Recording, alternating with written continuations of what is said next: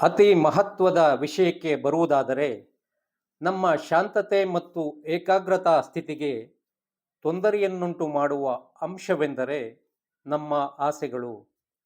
ಅಂದರೆ ಬಾಹ್ಯ ಪ್ರಪಂಚದ ವಸ್ತು ಮತ್ತು ವಿಷಯಗಳ ಕುರಿತು ಇರುವ ಆಕರ್ಷಣೆ. ಅನುಭಾವಿಗಳು ಹೇಳುವಂತೆ ಈ ಆಸೆಗಳ ಉತ್ಪತ್ತಿಗೆ ಕಾರಣ ನಮ್ಮಲ್ಲಿರುವ ಅಜ್ಞಾನ. ಅಂದರೆ ನಮ್ಮ ನಿಜ ಸ್ವರೂಪದ ಬಗ್ಗೆ ಮತ್ತು ಬಾಹ್ಯ ಪ್ರಪಂಚದ ವಸ್ತುಗಳೊಡನೆ ನಾವು ಹೊಂದಿರುವ ಸಂಬಂಧಗಳ ಕುರಿತು ನಮ್ಮಲ್ಲಿರುವ ಅಜ್ಞಾನ.